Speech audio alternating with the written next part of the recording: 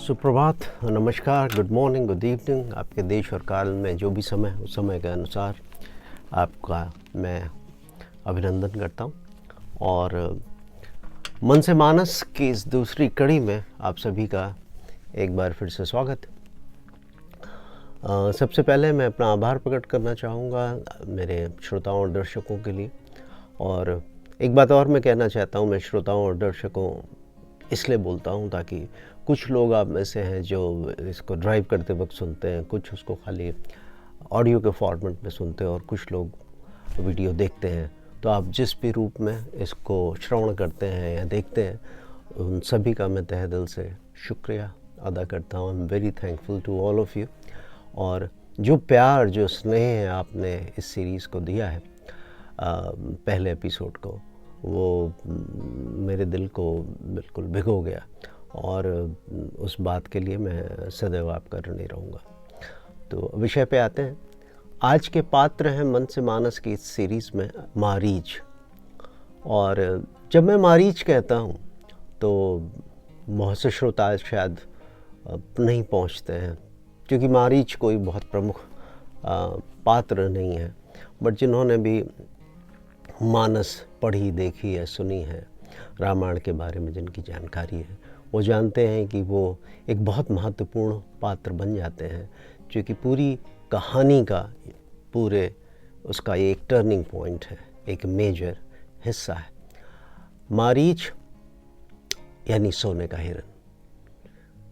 और मारीच माने वो व्यक्ति, वो पात्र जिन्होंने माता सीता के हरण में सबसे मुख्य भूमिका निभाई है। मारीच का जब मैं नाम लेता हूँ तो मुझे लगता है कि ये आज भी उतना ही सामयिक है, उतना ही कंटेम्प्रेरी है, उतना ही रेलेवेंट है जितना उस समय था। क्योंकि अगर आप देखें तो हम सब, आप कहीं ना कहीं किसी न किसी सोने के हिरन के पीछे दौड़ रहे हैं।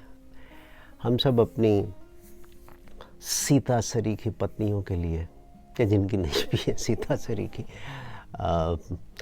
जैसे हम मर्यादा पुरुषोत्तम राम नहीं हैं, हम सब अपने अपने जो भी जीवन में हमें पात्र मिला, उस पात्र के अनुरूप हम अपनी सीता, अपनी पत्नी के लिए सोने का हिरन लाने का प्रयास करते हैं। मगर ये सोने का हिरन है या एक छलावा। और ये एक हिंदी में बहुत अच्छा शब्द है, मृग मारीचिका, जिसको इंग्लिश में मिराज बोलते हैं। तो ये वो सोने का हिरन है जो हमें दौड़ाता तो बहुत है, हमें भगाता तो बहुत है, मगर कुछ सौभाग्यशाली ही हैं जिनको वो प्राप्त होता है। और मृग मारीचिका इसके लिए क्योंकि जब हम वो पा लेते हैं, वहाँ पे वो हमारी दौड़ का अंत नहीं होता है, वो एक नई दौड़ की शुरुआत होती है। तो ये सोने का हिरन हम सबकी जीवन का एक हिस्सा है। और दूसरा, आज के समय में जो कमी है वो ये है कि एक ना तो हम इस तरह का विवेक है, ना उस तरह का ज्ञान है कि हम उस दौड़ को रोक सकें। और भगवान श्री राम ने जब मनुष्य रूप में अवतार लिया और उन्होंने जितनी लीलाएं की, वो यही दिखाने के लिए की हैं कि मनुष्य का जीवन लेके हमें हमेशा प्रयासरत, हमें हमेशा कर्मरत रहना पड़ता है। और हमारे सभी ग्रंथों का यही आधार है, चाहे वो मद्भागवत श्री गीता हो या रामायण पे आधारित रामचरितमानस हो। सब जगह आपको कर्म करना, कर्म प्रधान विश्व रचि राखा, गोस्वामी तुलसीदास जी लिख गए हैं। और श्रीमद्भागवत गीता भी यही बोलती है कि यदा कर्मण्ये वाधिकारस्ते मा फलेषु कदाचन, कि सिर्फ आपका कर्मों में अधिकार है, फल पे आपका कोई अधिकार नहीं है, फल ईश्वर की कृपा से। तो दूसरी कमी ये है कि हम में से सब इतने सौभाग्यशाली नहीं है कि हमारे जीवन में कोई लक्ष्मण सरीखा भाई हो जो अपनी माँ समान सीता माँ को, अपनी भाभी को बाहर जाने से रोके जब वो हमें बचाने के लिए प्रयासरत हो। और लक्ष्मण रेखाएं आजकल कुछ क्षीण भी होती जा रही हैं। कुछ धुंधली सी पड़ती जा रही है।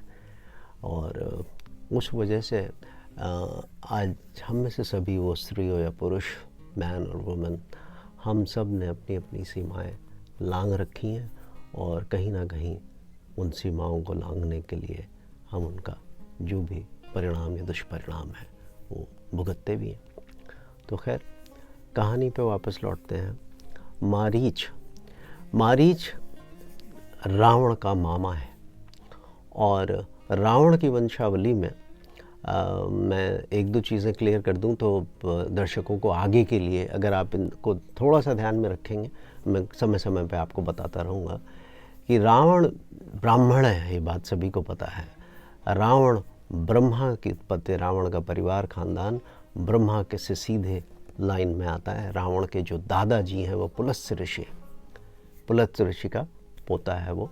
रावण के पिताजी विशर्वा और रावण की माँ का नाम कैकसी था। ऋषि विशर्वा ने 2 शादियाँ की थी। लंका पे राज्य से पहले, जब रावण का राज्य था, उससे पहले रावण का सौतेला भाई जिसका नाम कुबेर है, तो जो ऋषि विशर्वा थे उन्होंने 2 शादियाँ की थी। एक रावण की माँ से शादी की उन्होंने, जिनका नाम कैकसी था, और दूसरी जो उन्होंने शादी की है वो देववर्णी, या उनको इलाविदा भी कहते हैं। रावण की दूसरी सौतेली माँ का नाम इलाविदा था और इलाविदा से 2 पुत्र थे। एक का नाम कुबेर और दूसरे का नाम था भद्र। कुबेर और भद्र ये 2 रावण के सौतेले भाई थे। और रावण की माँ से जो और दूसरी संतानें थीं, आप सभी रामायण के जरिए उन चरित्रों से भली भांति परिचित है। विभीषण, कुंभकर्ण, अहिरावण, खर, दूषण। इसके अतिरिक्त उनकी 2 बहनें भी थी, कुंभणी और शूर्पणखा। तो रावण के परिवार में ये लोग उसके परिवार का अंग थे। तो रावण के 2 मामा, जिनका एक का नाम अभी आपसे लिया, जो मृग का रूप धारण करते हैं, मारीच, और उनके भाई जिनका नाम था सुबाहु, ये रावण का परिवार है। और रावण की जो नानी थी उनका नाम ताड़का। तो ये दोनों, सुबाहु और मारीच, ताड़का के पुत्र हैं। तो ये सब परिवार में है। और रावण के परिवार के अच्छे और बुरे दोनों तरह के सदस्य हैं।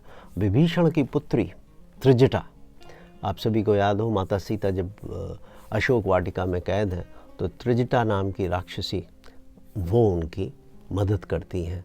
तो उनके चरित्र में वो सज्जनता, उनका चरित्र है वो सात्विक है, इसलिए वो माता सीता की देखभाल करती हैं और उन्होंने बहुत अहम भूमिका निभाई है माता सीता के अशोक वाटिका के निवास में। और चूँकि वो सीधे विभीषण की पुत्री हैं तो आपको उनका चरित्र दिखता है। तो ये इसकी पृष्ठभूमि है। मारीच और भगवान श्री राम की ये पहली भेंट नहीं है, ये पहली मुलाकात नहीं है। मारीच का भगवान श्री राम से एक बार पहले भी सामना हो चुका है। और मारीच और उनके भाई सुबाहु जब वो उत्पन्न हुए, जब पैदा हुए, तो उनकी प्रवृत्ति राक्षसी नहीं थी। वो बड़े सामान्य से, बड़े आकर्षक, बड़े चरित्रवान बालक थे। और उनके पिता शुंड जो थे वो राक्षसी प्रवृत्ति के थे। और शुंड और ताड़का के ये 2 पुत्र, और मैंने पुत्री का नाम आपको बताया। तो इस तरह से रावण का जो परिवार था, मारीच का जो ये परिवार है, तो शुंड क्या करते हैं, एक ज़माने में शुंड मुनि अगस्त से हुए, बहुत बड़े ऋषि थे मुनि अगस्त। तो ऋषि अगस्त के यज्ञ में वो विघ्न डालते हैं। तो उनके यज्ञ में विघ्न डालने की वजह से ऋषि अगस्त उनको अपनी तपोबल से भस्म कर देते हैं।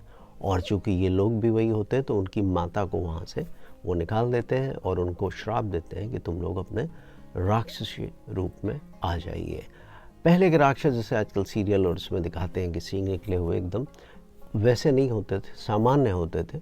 बट वो प्रवृत्ति के कारण बाद में उनका चरित्र में परिवर्तन होता था। तो शुंड श्राप की वजह से भस्म हो जाते ऋषि अगस्त के, और उनकी माता अपने दोनों बच्चों को लेके, मारीच और सुबाहु को लेके, अब उसके पास तो कुछ है नहीं, तो वो अपने इनके पास आती हैं, रावण के पास आती है। पहले तो वो जाती हैं अपने पिता के पास, सुमाली के पास, और उनसे पूछती हैं कि भाई ये क्या है और मुझे कैसे जाए। तो सुमाली सीधे रावण को बुलाते हैं और बोलते हैं कि भाई तुम्हारे मामा और इनके साथ ही इस तरह से, उनके परिवार के साथ ये हुआ है, तो आप इनकी मदद कीजिए और इनको इनका स्थान जहाँ ये रहते थे वो वापस दिलाने में इनकी सहायता कीजिए। मैं एक छोटा सा विश्राम लेता हूँ और इस विश्राम के बाद, इस ब्रेक के बाद आपसे मारीच की कहानी और सीता हरण की कहानी इस पे दोबारा आके मिलते हैं।